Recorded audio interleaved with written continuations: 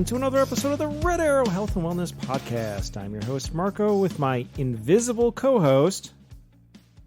Jessica! Yeah, that's you. I know. I can't see you. Sorry. Well, I'm looking across where I normally see you across the table. Your purple chair is there. Your microphone is there. You're not in it. Yeah. Yeah. I'm in a striped couch tonight. We are definitely testing our abilities and limits on this one. Sure. I've got cables running everywhere. I'm looking at the desk or the table we keep everything on. It's usually covered in wires. Nothing. It has your microphone runs to nothing. I've got empty. A headphone jack adapter, and that's it. And then I took a photo of the entire family, and it's actually us all in hockey jerseys, and put it up against your mic stand, so like I can kind of see your face. I can hear you. You're in another room. Yes, I am. You're at home. You're in another room. I've got cables going out under the door, so to make sure everything's stretched. The mixing board is on my actual work desk near the door. My laptop is on an ottoman in the middle, usually where my desk chair goes when I'm at my work desk.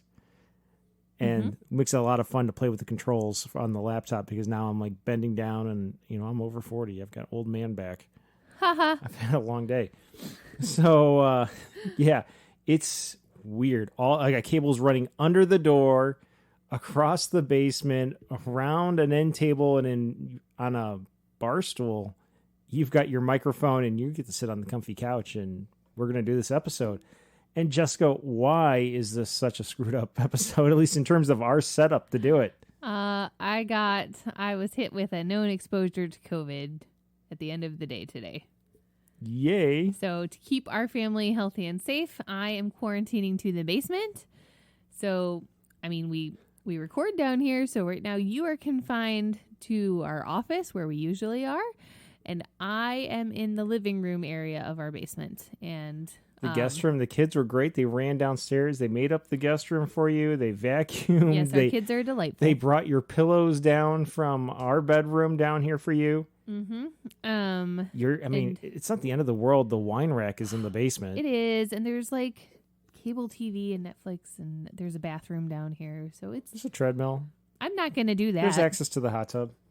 Okay, that's all true. But yeah, when you come out of there, I'll put my mask back on so I can keep you safe. Hopefully.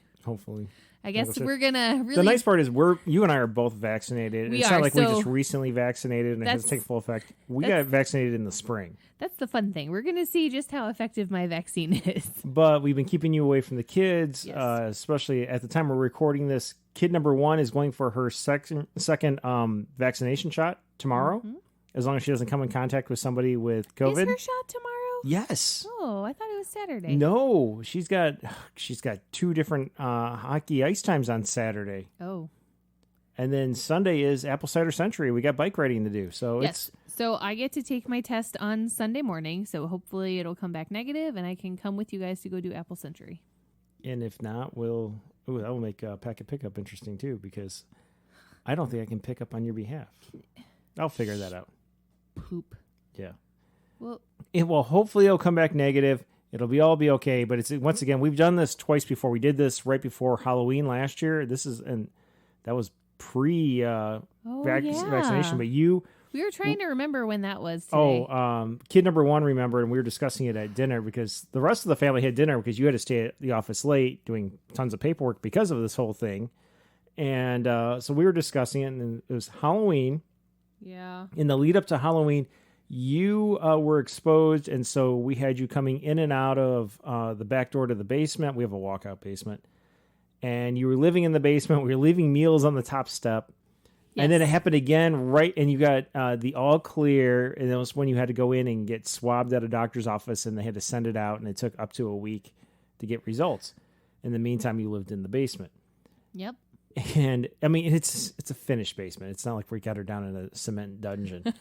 And then we did it again right before Christmas, and you actually missed Christmas with my parents and my family. And that sucked. But your results came back in time for our little family Christmas celebration. Our little family with our 4 kids. Right. But amongst ourselves. So you got to celebrate with us. You got to watch the kids open their presents and everything.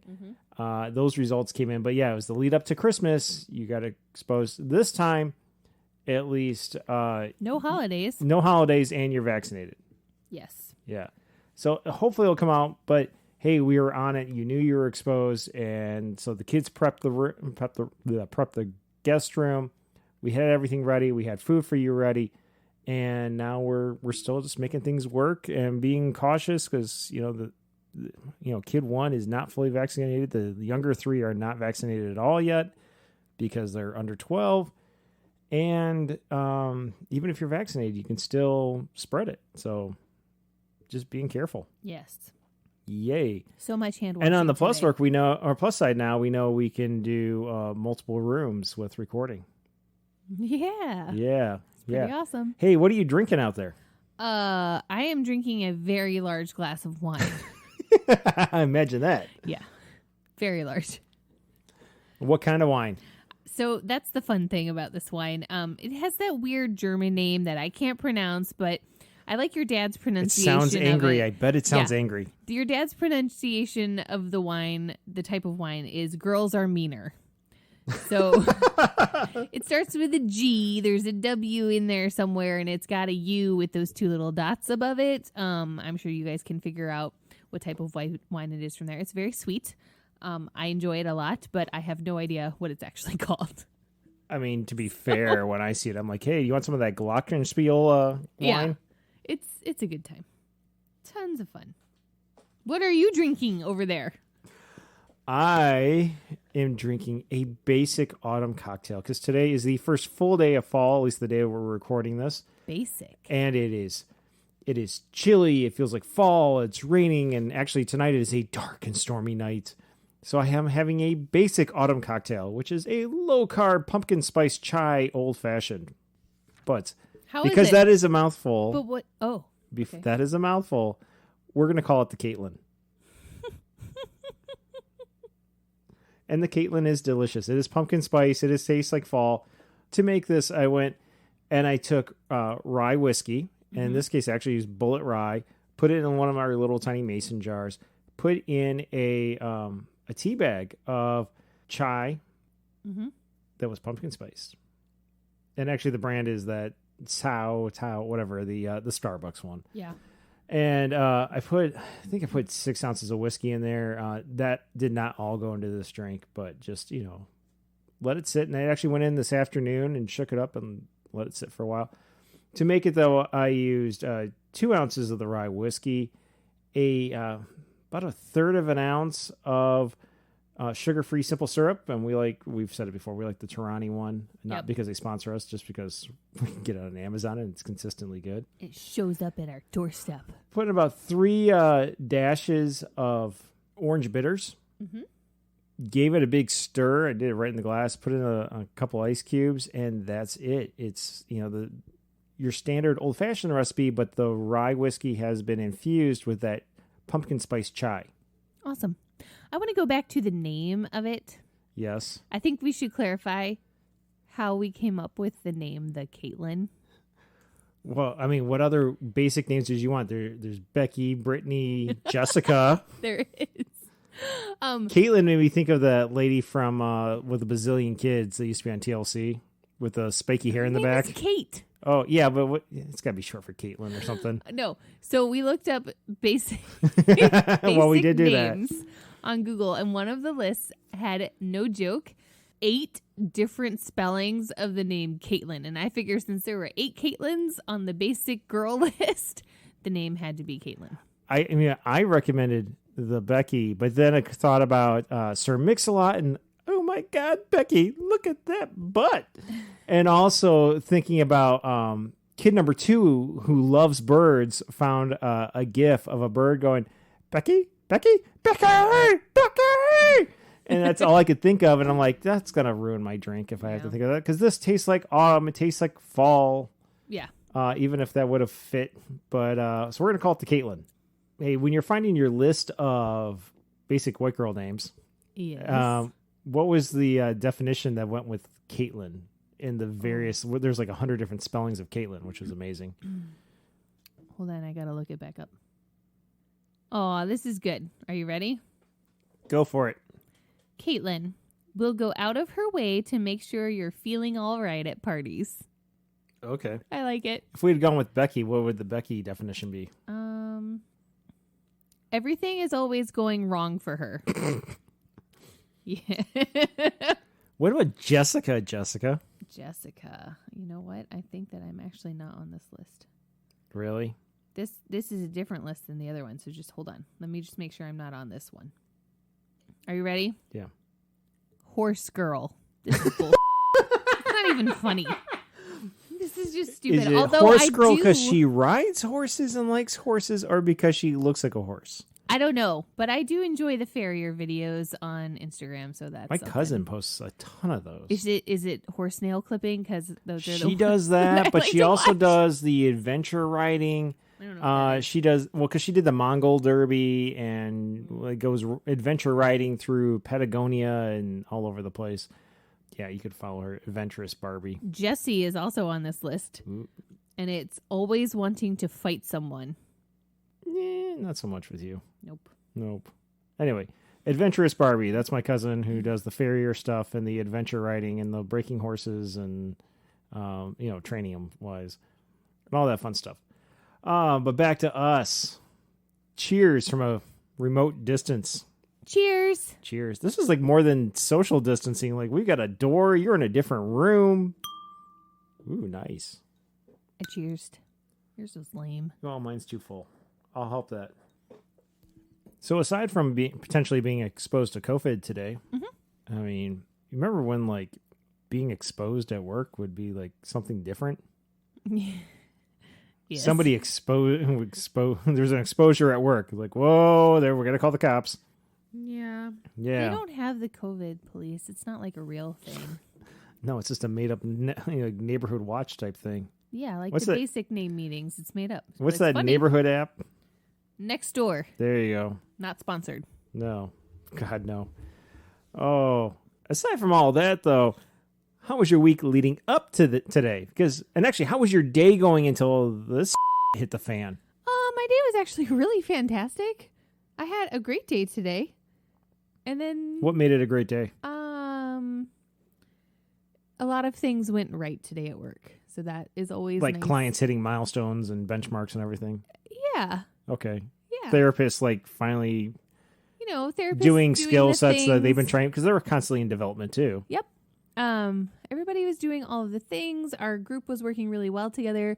I got to do somebody's yearly review, and it was a really good one, and I love that.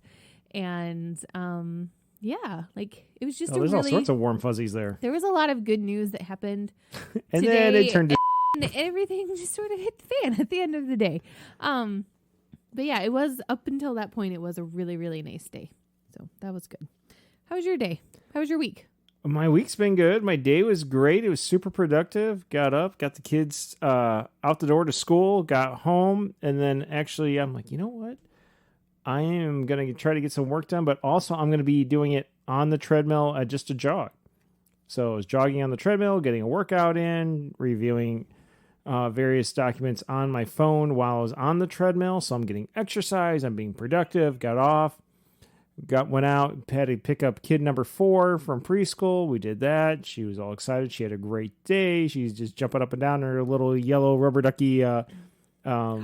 She wore it today? Oh, she's worn it almost all week because it's been raining all week. And one of the days, her mask was orange, and she's got the yellow, Gordon Fisherman raincoat on. Yes. So with the orange there, it looked like a beak. She really did look like a duck. Today it was purple. But she had a great day. We came home. She started playing on her phone and drawing pictures and whatnot. And just outside my office, I got some more work done. We had lunch. I went and actually did another round on the treadmill while trying to get some work done and got done. Took a shower. I actually put on like normal clothes because a lot of times I work from home. I work remotely, so I can wear gym shorts and a t-shirt down in my office. But it's exciting to actually put on like real clothes and do business casual. So that's what I did. Went out, picked up the kids, came home, got some more work done. and then made dinner. And it's fall, and I had looked at when I planned out the week. I knew the temperatures were going to be low. I didn't realize they're going to be this low. What we planned tonight would be soup night. So everybody had their soup, and then as I'm trying to plan out, when do I put everything on the stove?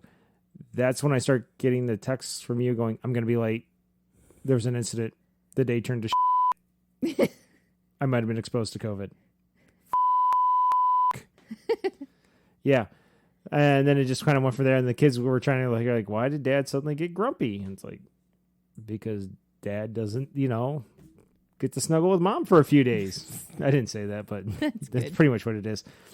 Because, while I'm vaccinated, it's like, don't need to go curl up with somebody with COVID if, you can be avoided. Nope. And, no. I mean, somebody's got to take care of these kids, so. Exactly. We can't both be out with COVID. Yeah. So if I haven't been exposed to it yet, there's no sense, exposing myself to it. That's just, there's a lot of exposure here. This is kind of getting into a weird, yeah. What the hell is that noise? That is actually... is that your watch? That's my watch. Okie dokie then. It's life as the hockey commissioner. It's hockey questions. Well, I want to talk to you whenever you're free. Well, I'm... Never free. It's 9:30 and I'm in the middle of recording a podcast, so... Yay. All right. But other than that, it's been good. We've had a full week of kids doing stuff. Kid one's been, we had some kids out with colds earlier in the week. At the end of last week, had to take kids to the pediatrician. Of course, because of, symptoms like, well, it might be COVID. Got to go and take them to the pediatrician, get a note, get a COVID test. They got tested. They just had the normal cold. If it wasn't a COVID year, I wouldn't even have taken them. You wouldn't have taken them either because it's like they don't have a fever. They're got a runny nose. It hasn't even been 24 hours yet. The pediatrician's going to laugh at us. And even I went and even said, look, I wouldn't normally take them, but it's COVID and they're requiring this to go back to school. And they're like, yeah, we know. That's why we're just completely swamped and have no open appointments because stuff we normally say, it's a cold virus, let it run its course. 2 weeks, done. Yeah, now everyone's got to get in immediately. So we did. It ran through 3 of our kids. But aside from that, it's been a pretty good week. We had hockey, and kid number 1 and I got to help coach goalie clinic. And then, or not kid number 1, kid number 2 and I helped coach goalie clinic. Kid number 1 missed it because she was out sick. And then we had U12, U14 hockey. And then the next night we had U8 hockey with kid number 3. And then kid 1 was back for whatever she was back for. Oh, girls' night. Yeah. There's so much hockey. It's like we were talking about something in the coach's room, and he's like, Marco just knows everything that's going on because he's got a kid in every level. I'm like, just about. I'm just over here. It's not like I'm doing crazy intel on it. It's just I'm just here, and I know all the kids. Yeah. Mm-hmm. So that was the highlight of my week.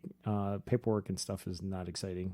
Lots of paperwork, lots of forms filling out. Not exciting. Oh, so many forms to fill out, but for just work. But yeah, the coaching is definitely the highlight of my day because I get out and I'm around people and I get to work with kids and teach them things and yeah, and even if it's just moving pads and stuff and helping out the Mr. Rink owner, so he can teach the kids. It's just it's physical exercise, so I'm excited about it because sitting in a chair at a computer is not that much exciting. It's not exciting. No. And it's been raining, so I can't be out on my bike or anything. So the weekend, though, is supposed to be amazing. Apple Cider Century is coming up. We're going to talk about that more in upcoming episodes. But for now, I think we need to get into our main feature. Okay. You want to know what we're doing tonight? Yes, I do. Get your spooky on. We prepped a whole bunch of episodes. And so this seems like a good one for tonight because it's been a crazy day. And we need to do this. It's the first official day of fall when we're recording this. It's the tail end of September now. We're heading into October. So this is going to be all about our top 10 favorite movies to watch at Halloween time. And really, it's the movies you just got to watch at least once in October for it to feel like Halloween. Mm-hmm. So let's play some segue music and we'll get into that.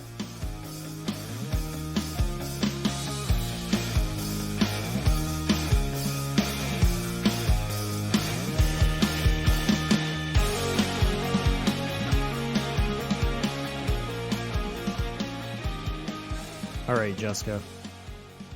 Marco. It's a dark and stormy night.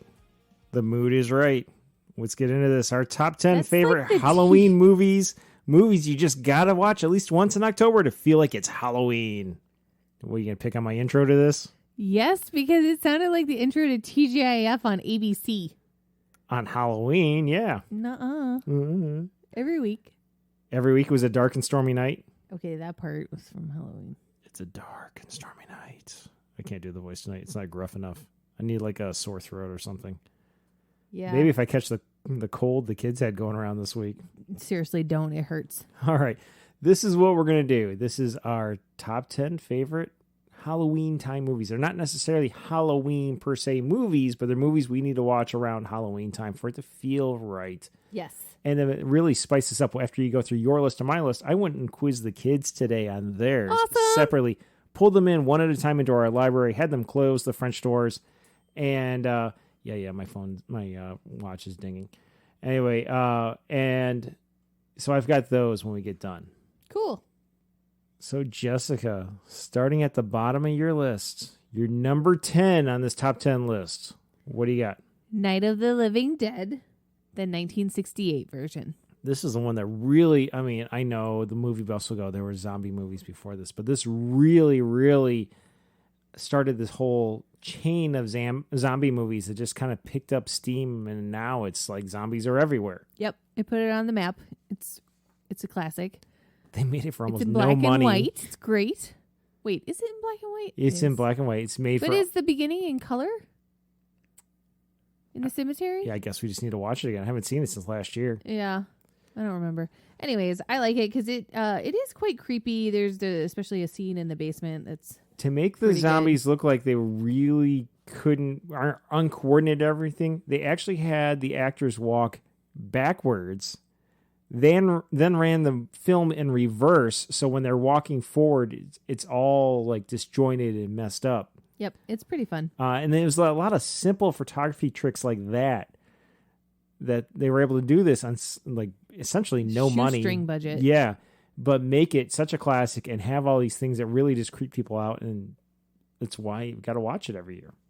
Absolutely. And obviously we do it with cocktails, which is I can't remember if the beginning got some color to it. Yep, you can drink zombies while you're watching it. It's great. Ooh. Mm-hmm. What's your number 10? Mine was a tie. A tie? A tie. I didn't know we could have ties. That's because you didn't ask. Well, got exposed to COVID today. It was a long day. And then your list you had to give to me while you're driving home from your office down in Indiana. Yes. So mine was a tie, and I have a lot of classics as a tie. Mm-hmm. The Bride of Frankenstein, the 1935 version. The Mummy, the 1931 version with Boris Karloff. Dracula in 1931 with Bela Lugosi. The Birds from 63 and Psycho from 60, both Hitchcock films. You really could even throw in the original Fly, not the Jeff Goldblum version, which is gory and creepy in its own right. There's just something like my parents showed me like when I was like 3 or 4. The Birds and The Blob and the original Fly with Vincent Price is in it even.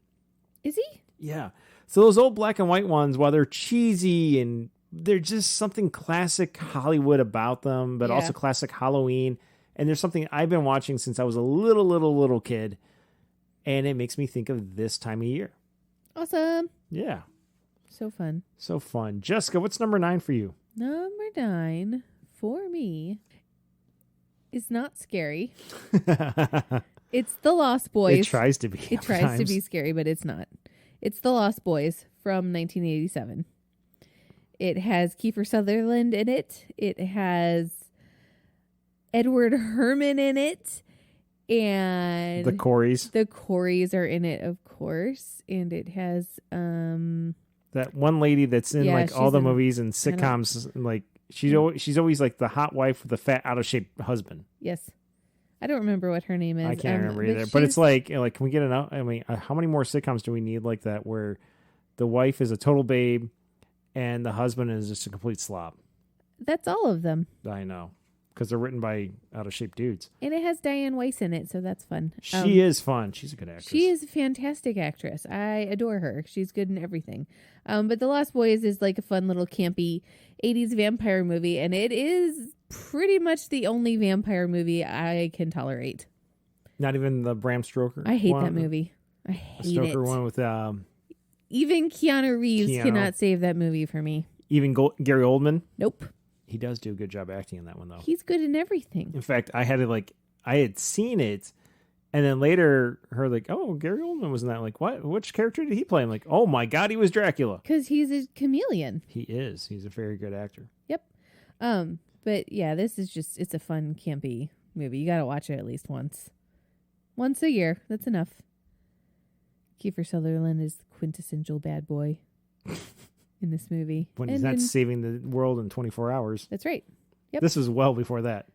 Well, yeah, this is from the 80s when he was the quintessential bad boy in everything. So it's fun. If you haven't seen it, you should watch it. You won't regret it. Not the sequels. Don't waste your time on the sequels. There are sequels? There are sequels. I had no idea. They're like straight to VHS. Hilarious. It's great. All right. That's enough about Lost Boys. Hey, Tiger Girl, that's too early for you to be yawning yet. Sorry. That's enough about the Lost Boys. What do you have on your list for number 9? Number 9 is one of those movies where when I was growing up in school, when we'd have some sort of holiday party, whether it was Valentine's Day or Halloween or the Christmas party or the Thanksgiving celebration or the Mardi Gras celebration, and they wheeled in the cart with the big TV on top. Yeah, the TV that was like 3 feet deep. Yeah. And then the VCR on the bottom. This was one of the 3 movies that were in rotation. It would be like Land Before Time, American Tail, or this one, which is Labyrinth. Woohoo! This is my favorite movie, which oddly enough did not make my list, but it's not a scary movie. But Labyrinth, it just, for some reason, comes off as a Halloween movie for me. I need to watch it at Halloween time. The rest of the time, it's like, well, we're watching it because it's Jessica's favorite movie. And I don't know if it's just because of the goblins and everything in it, or David Bowie's big hair and codpiece, or what's going on. It's frightening. Yeah. Or the fact there's little monsters popping their heads off and kicking them around like soccer balls. But yeah, it is on my list of I need to watch it around Halloween time. Like we get to October, I'm going to tell the kids like we're popping this in. Nice. And I haven't seen it since your 40th birthday where we projected it on the side of the garage. Yeah. Yeah, with all your adult friends over and a full like bar table set up and popcorn and everything else. That was good. I like that. That was a fun party. Yeah. Jessica, what's your number 8? Number 8 is The Shining from 1980. I need to see Jack Nicholson... Poke his head through a door? I need to see Jack Nicholson lose his ever-loving mind. Just once a year, that's enough. You can say ever-loving out. No. Bleep it out. Ever-loving mind. He loses his mind in that movie. Except for the weird part at the end where he's like in the picture Frozen? from the 20s. Oh, no. well. At the very end. Where he like is a time traveler. Also, there's that weird scene with the dog and the guy in the hotel room. It was weird studying this in college in film interpretation because Stephen King, who wrote the book, had one vision in mind for it, and then Stanley Kubrick, who made the movie. This is the one time where Stephen King didn't, and actually ever since then, he has retained strong control on every film adaptation of his movies because he hated what Kubrick did with it. Kubrick took that basic story and ran in his own direction with it because he's a storyteller in his own right. And so it does not match the original manuscript, and that's why they remade it later with like Steven Weber in it. That one Stephen King had a bunch of control over. Yes. I don't like that version. I like the Kubrick version. I think it's nice and what's creepy. You know what I also think why you like it is Kubrick started his career as a photographer. So at the end of the day, when he was telling his stories, he was always doing it through the lens of a photographer, and he wanted that image. He wanted, if you look at his movies, there's a lot of moments where there isn't movement, but you could take a still of a movie and it makes an amazing photograph. And it leaves a sense with you just in its own right. Mm-hmm. If you are a film nerd and you want to get you want to get into the background of The Shining. There's a lot going on in the There background of is The Shining. a whole lot to unpack in that movie, though. It's not just the scary tale about the guy who loses his mind and tries to kill his family.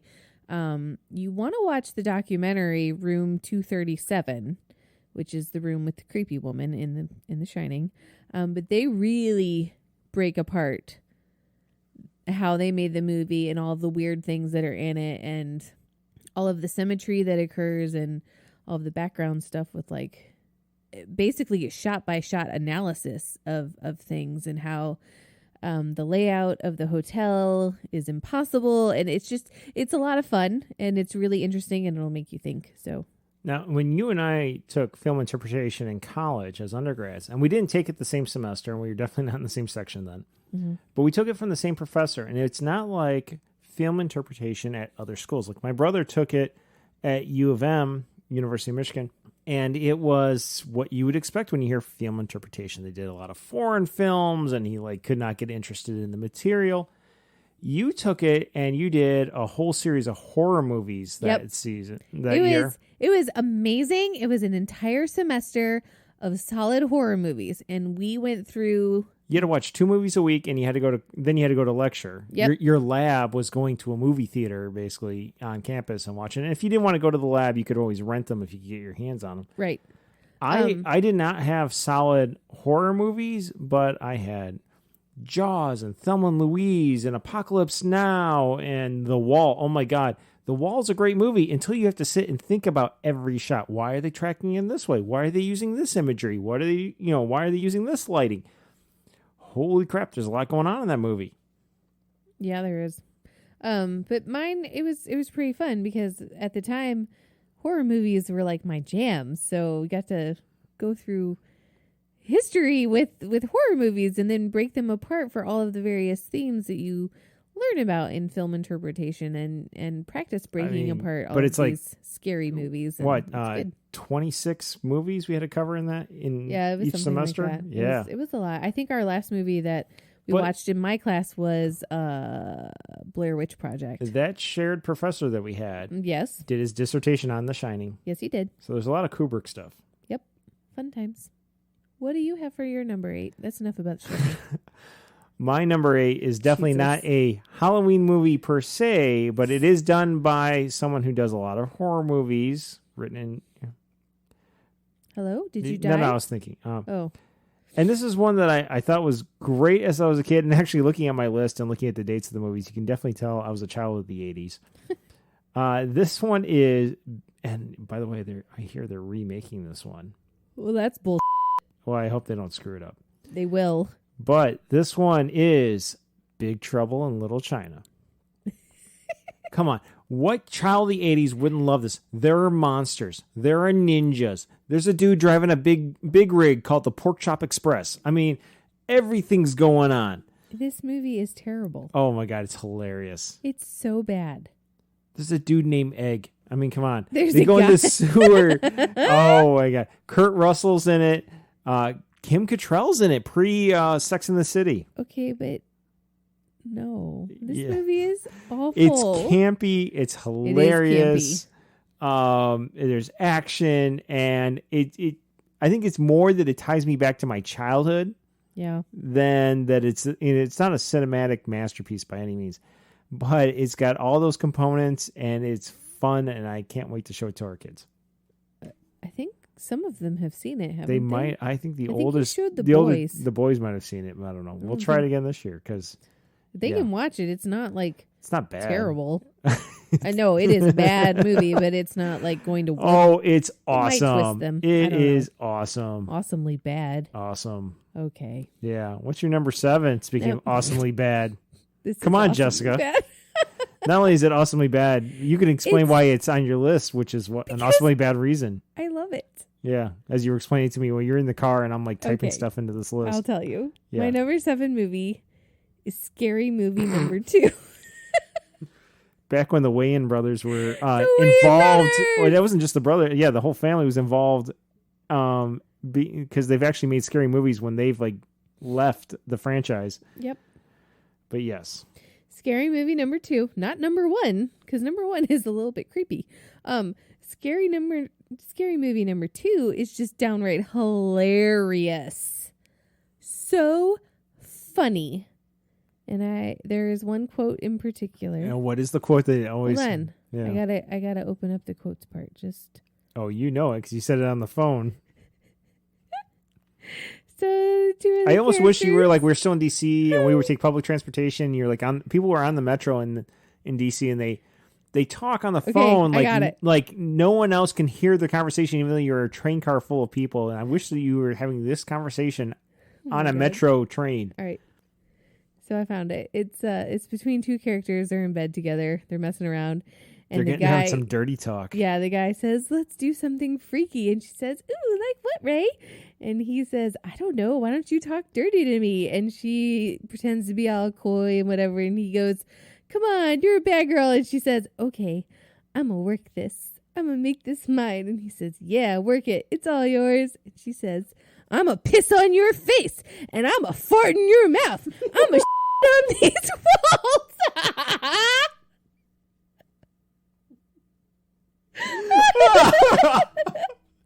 And it's so funny. And there's a guy with a tiny hand and this chicken, and he licks it. It's terrible.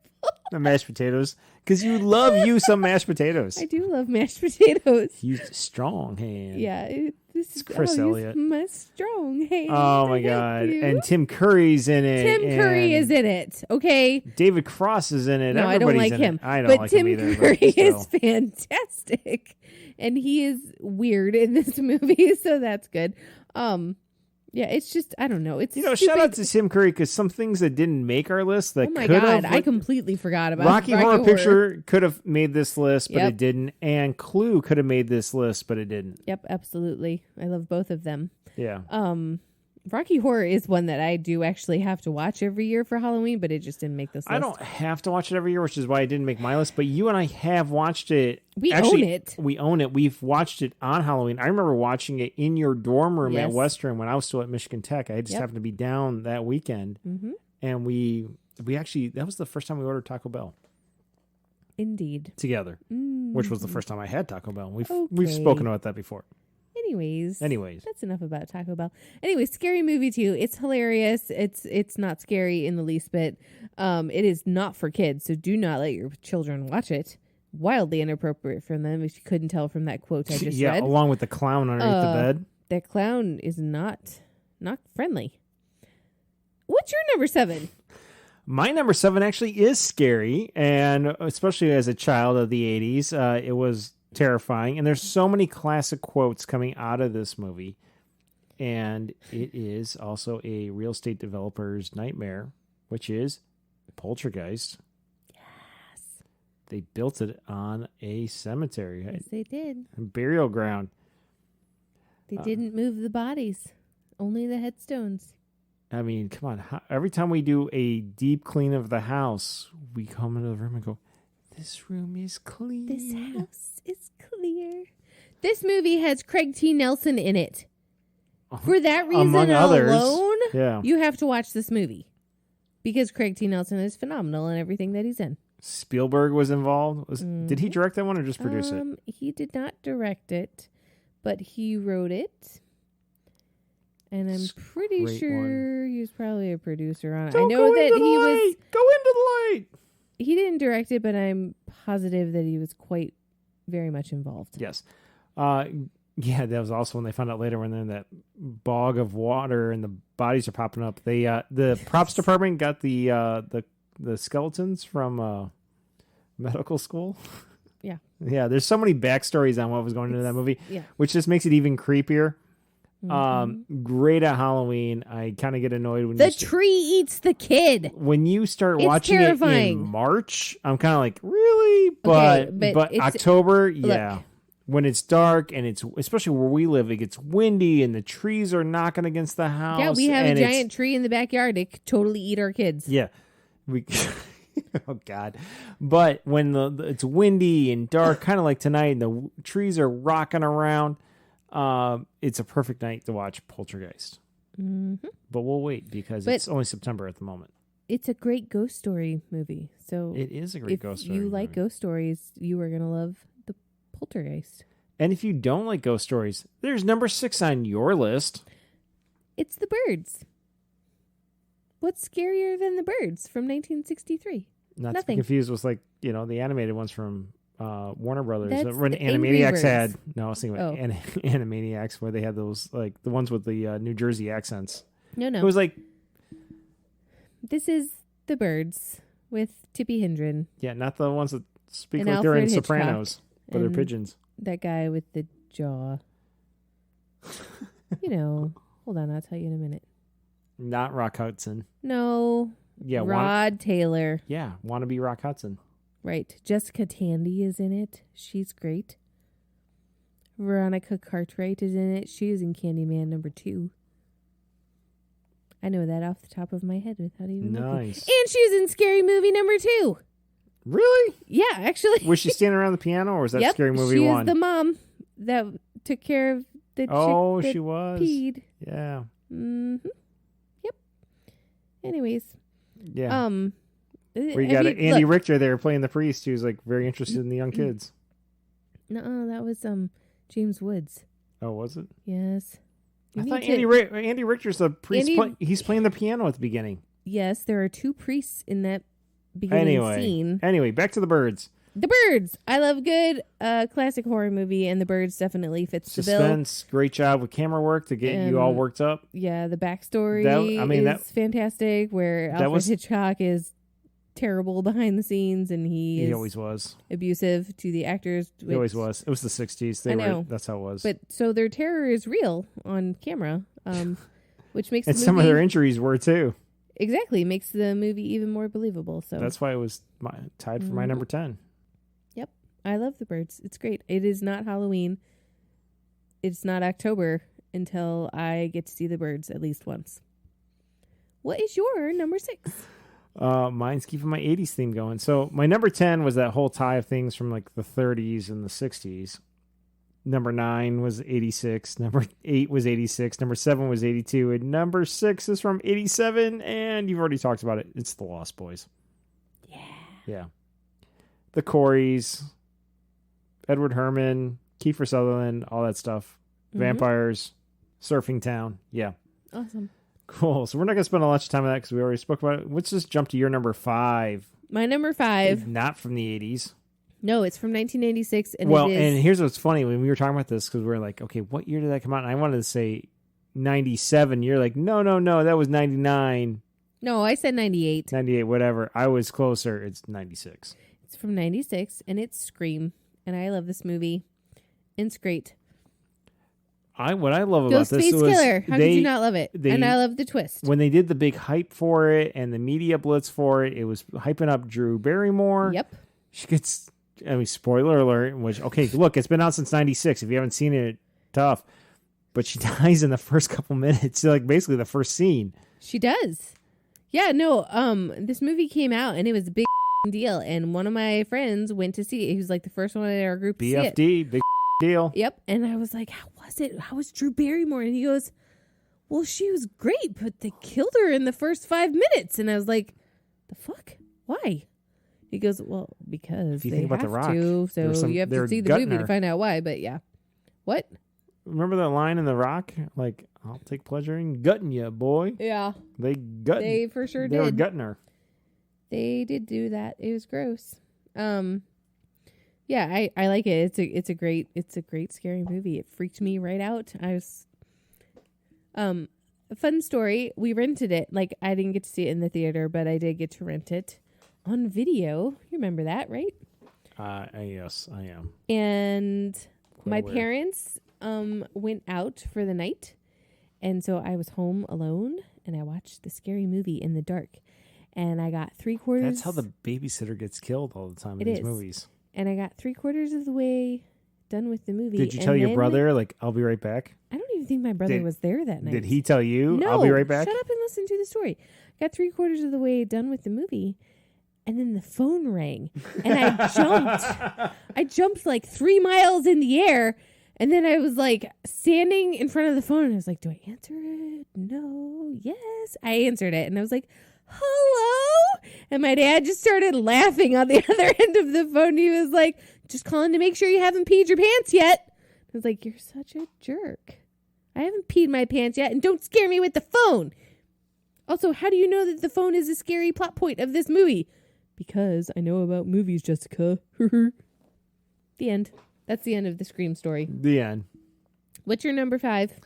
My number 5, actually, also, again, an 80s movie from 84. It's hilarious. And I remember growing up, when it came time to pick out your costume, a lot of times my mom would go to like Joann Fabric and we'd pick out the pattern and she'd sew it for us. Aww. But when we'd also go to the store, there'd be the aisle of Halloween stuff, the big creepy rubber masks my parents wouldn't let us get when we were little kids. Mm-hmm. Once we got to high school, like we had a whole bunch of them, but like the one prop piece there for every costume that every little kid wanted to get, but because I went to Catholic school, we couldn't get it. My parents won't let me get it. Was the glove. The glove. With the knives on the fingers. Mm-hmm. My number 5 movie is the classic, A Nightmare on Elm Street. Isn't that Johnny Depp's first movie? I don't know if it was his first movie. It's his first breakout thing. It's just before he went and did whatever. 21 Jump Street. Yeah, he was in 21 Jump Street, and then of course he's gone on and done all sorts of stuff.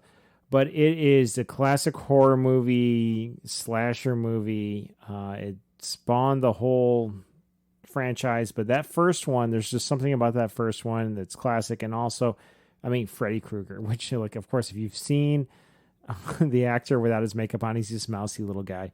But you put that scarred makeup on, that classic red and green striped sweater, almost like, a scary version of Blue's Clues, but also that glove with the knives.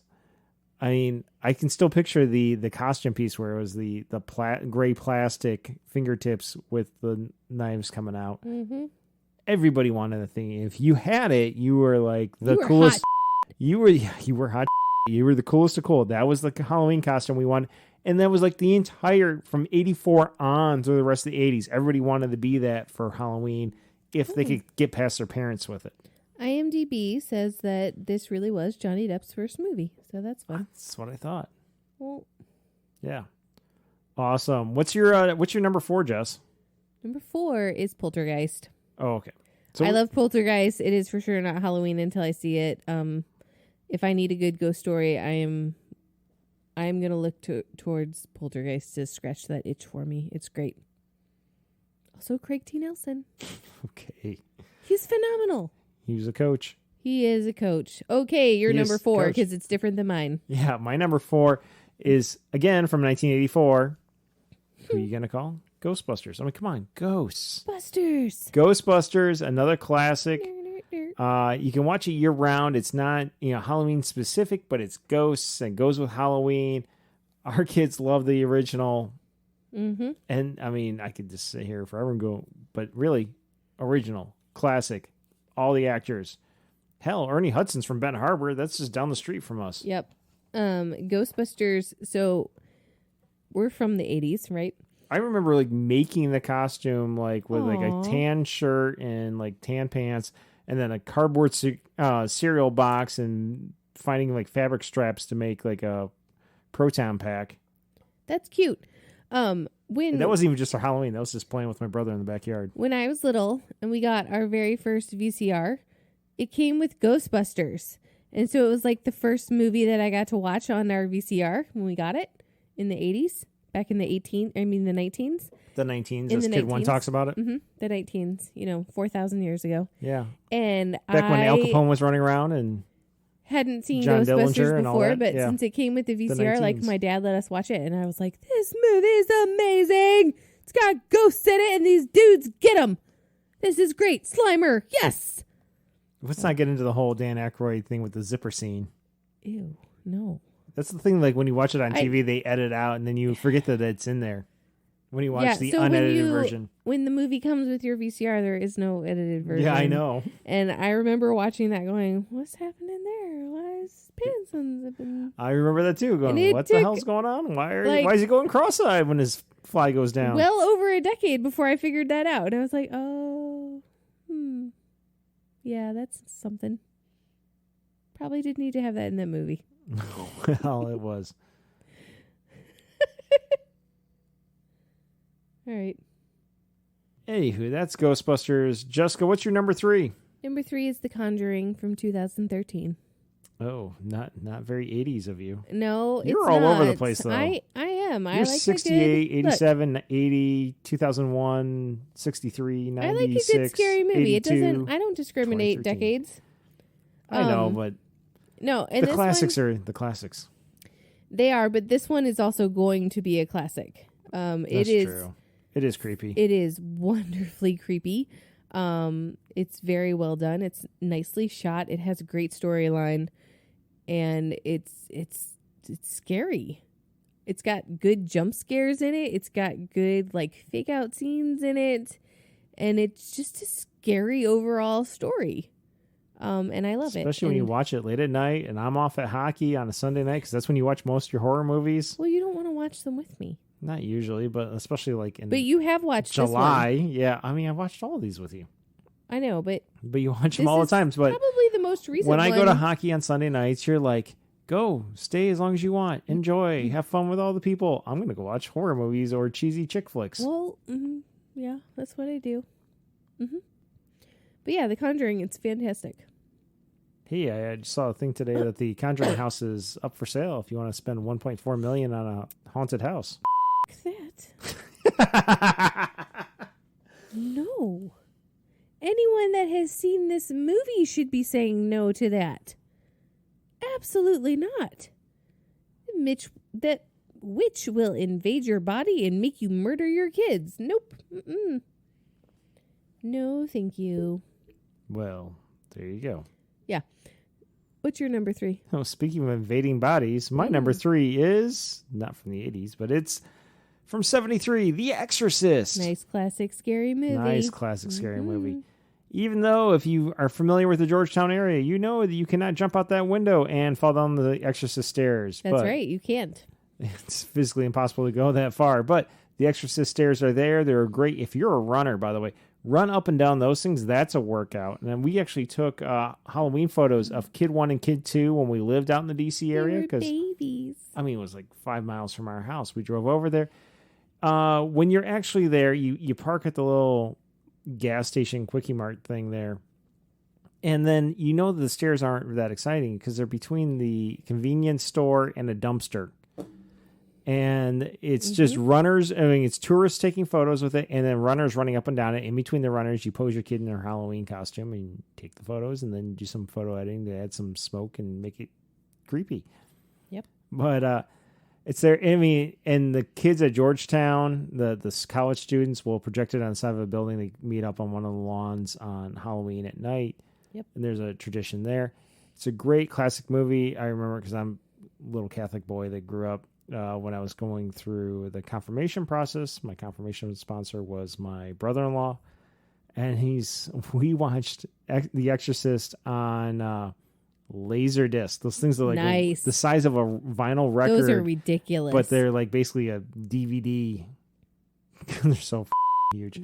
So yeah, he's like, all right, here's the book with all the answers. Copy them all down. I'm going to go queue up the movie. And then we're out on the farm watching The Exorcist. And since then, it's just become a scary movie that we watch in October. Nice. Yeah. And he's a priest, but he's a psychologist. We're psychologists. There's all these tie-ins. Yeah. We used to live out there. We used to, there's the stairs. We'd go past them quite often. Yeah. Yeah. Yeah. Yeah. I like The Exorcist. It's good. It's a good movie. My mom is terrified of it, and she will not allow discussions of The Exorcist to take place in her presence, which I think is hilarious. They did a great job with it. It's a great scary movie. I don't feel like having theological debates with everybody over The Exorcist. It's just a great piece of cinema. But I do love our Exorcist babies picture. Oh, yeah, on the stairs? Mm-hmm. I should put that up this year. You should. I think I did. I don't know if I did it last year or not. I'll do it on our either. Red Arrow account. But anyway, Jessica, what's your number 2? Number 2 is The Haunting from 1963. Ooh, the original. It's the original. It's the one that's based on the It's Shirley not Jackson not story. Catherine Zeta-Jones, not Liam Neeson, No, not that Owen movie's Wilson. trash. Oh, yeah, it is. It's fun trash, but it's trash. This is the old version. I'm glad you of said it. that because you were watching it the other week. That doesn't mean I don't want to watch the movie. I do. I watch all kinds of trashy. Anyway, But this is the original black and white version. It is wonderfully creepy. They have classic jump scares in it, and the cinematography in it is fantastic.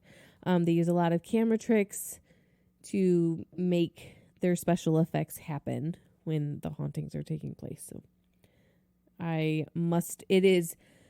it's number 2 on my list because I must watch it around Halloween. Not just in October, but it has to happen around Halloween. Otherwise, Halloween is ruined. So, what's your number 2? for me, it is not Halloween without watching Halloween. Halloween from 1978, the John Carpenter film with Jamie Lee Curtis. And actually with this, I even put it with a small caveat, Halloween 2, because it picks up right where the other one left off. Halloween 2 from 81. Again, I'm a child of the 80s. But it's just the classic slasher horror film, babysitter having problems because she's being chased and terrorized. Yeah. And of course it's spawned, Jamie Lee Curtis is still making Halloween movies. Like, oh my God, lady. Well, the new one is good. It is good. But that original one from 1978, and that classic little piano music, riff, yep. yeah, that's John Carpenter playing it. The story with it is actually his son came up with it, but still, it's him playing it, and it just gets stuck in your head. Absolutely. And it sets the tone, and yeah, love it. Gotta watch it. I mean, come on. You could go, I know I have Nightmare on Elm Street on this list, and what I don't have is Friday the 13th, but that's what you watch on Friday the 13th. There's a whole bunch of Jason movies.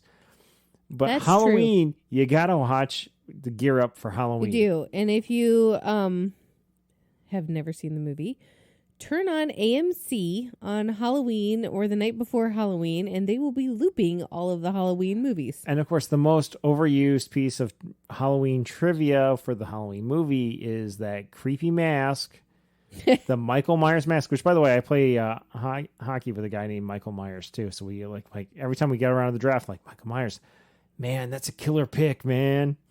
Yep. Watch out. He'll slash. Yeah, all sorts of puns and bad dad jokes going on there. But it is a William Shatner mask that was spray painted white. Yep. Jessica, what's your number 1? What do you need to watch for it to be Halloween? Number 1 is Halloween 1978. We literally just talked about it. I know. How original. This is my number 1 Halloween movie. This is why we're married. I have to watch this movie. I really need to watch it on Halloween itself. I wait for the kids to go to bed, of course, but it's phenomenal. How much longer until we can show this to kid 1? She's in 7th grade. We need to freshman wait. year. Yeah, that's probably a good time to let her see it. It is creepy. The guy stalks them for a while, and that is the part that I find most there's terrifying. Also it's the standard themes. Yeah, adult themes, people having sex and they get killed, and the virgins live. So there's drugs. So there's it's those cautionary tales. That's right, because everybody that dies are the ones that have sex. All the slutty ones, yeah. And the ones that do that. No, that's not true, because Lori does the drugs too. But anyways, it's creepy. I think this is one of the most scary movies ever made. So, yes, I want to watch it on Halloween. I want to watch it leading up to Halloween. It is my favorite. There we go. What's your number 1? I'm so excited. I can't believe that Exorcist didn't make your list at all. You know what? I like The Exorcist, but I don't love it. I mean, there's also don't need to watch it around Halloween. Wannabe Exorcist, which would have been Stigmata. That movie is not good. It's got some creepy effects to it, though. It's weird, but it's not. Anyway, I like the idea of making a movie about Stigmata, but that particular movie is weird. Yeah, that was not my number 1. Well, maybe it was because of Gabriel Byrnes is in it, and he's in The Usual Suspects. But anyway, my number 1 is not Stigmata. It's The Great Pumpkin, Charlie Brown. That's adorable. From 1966. I mean, come on. Every way, all the way back, no matter how old you are, it's family friendly. It's Charlie Brown. You watch it, it's kind of It's the Charlie Brown Christmas. You watch around Christmas with everything, but come on, The Great Pumpkin or going trick-or-treating and like, I got a rock. So many classic things going on in this movie, and I just need to see it once. Not every day like kid number 2 liked to do when he was real little. Kid number 2 will do that this year too. He will not do it every day because I won't let him. No, but he will want to. Yes, but he wanted to do it every day like in March. I know. In February, and it's like, nope, we're putting it away. But sometime in October, I will sit down and watch It's the Great Pumpkin, Charlie Brown. We do watch it. Classic movie, and it just gets you in that mood. I love turning it on, especially when we're carving pumpkins. We watch it when we're carving pumpkins, and we also watch it when the kids are sorting through their candy after going trick-or-treating on Halloween. Someday we'll turn on Halloween when they're doing that. Well, when they're in high school. They probably won't be trick-or-treating at that point. They might be short enough to do it. Kid number 4 for sure. Yeah. All right, so those are our top 10 movies. You just got to watch at least once in October for it to feel like Halloween for you and I. Mm-hmm. But wait, there's more. Yeah, that's in Scary Movie number 1. Yeah, I quizzed the kids, and for them, I only asked for their top 3. So kid number 1. Kid number 1 was born in 2009. I love kid number 1's list. Yeah, her list. So number 3 on her list was a tie of all the Ghostbusters movies. Ghostbusters, the original in 84, Ghostbusters 2 in 89, and the remake with all the ladies in 2016. She tried to tell me Ghostbusters Afterlife. I'm like, dude, you haven't even seen it yet because it hasn't come out. But I want to. Like, I want to too, but you can't put it on this list. It's got Tiny Stay Puft Marshmallow Man in it. Number 2 on her list was Sleepy Hollow. Yeah, I let her watch it last year. I was going to say, when did she see that? But anyway, I let her from watch 99, Johnny Depp, yet again. He was better in Nightmare on Elm Street. Agreed. And number 1 was Hocus Pocus, which she didn't know the name of. She said the one with the 3 witches, the skinny one, the fat one, and the old one. I'm like, okay, Hocus Pocus. Bette Midler's going to kill you for that. But and Kathy Najimy has lost a ton of weight. But anyway, Hocus Pocus from 1993. Mm-hmm. Yeah, it is a classic. Kid number 2, who was born in 2010. His list was number 3 was Monsters University. Yay for higher education. That was out in 2013. Monsters Inc. in 2001. Like, okay, you got a monster theme going. And number 1 on his list, as we kind of alluded to, was It's the Great Pumpkin, Charlie Brown. Yeah. From 1966. Kid number 3. He's an 8-year-old. His number 3 was Venom. Fun side note, when you make your playlist to gear up your kids for hockey tournaments, and your kids, all your children who play hockey go, put the Venom song on, which is by Eminem. Don't put it on because I'm jamming out to all sorts of songs in the locker room, and I got my little Bluetooth speaker, and all of a sudden we put the Venom song on, and yeah, there's some explicit lyrics. It's full of all of the swear words. Yeah, it was. I'm like, all of them. Like, oh, only I didn't say oh. I'm like, oh, I quickly turned that down. The other coach was like laughing his off. He's like, yeah, he goes, I've been there too. That's hilarious. Yeah. Venom. Number 2 on kid number 3's list is The Nightmare Before Christmas, which we had a debate about this before you got home. Is that a Christmas movie or is it a Halloween movie? It's a Halloween movie. And then being true dad, I go, what's split the difference to make it a Thanksgiving movie? No. Like, it's not a Thanksgiving movie, Dad. I'm like, well, is it Halloween or Christmas? It's like, it's both. I'm like, okay, well, halfway in between is Thanksgiving. No. Yeah. Black Friday? I don't know. No. Anyway, from 1993, Tim Burton's A Nightmare Before Christmas. And then kid number 3 said his number 1 choice was It's the Great Pumpkin, Charlie Brown. Kids understand the classics. Gotta love that. Yep. Finally, there's kid 4. Kid 4 is 4, almost 5, but she's 4 right now. Her number 3 choice was Sleeping Beauty. And her choice, and actually what honorable mention would be like Frozen with Anna and Elsa, because she likes that movie. And she had Snow White, a whole bunch of princess movies.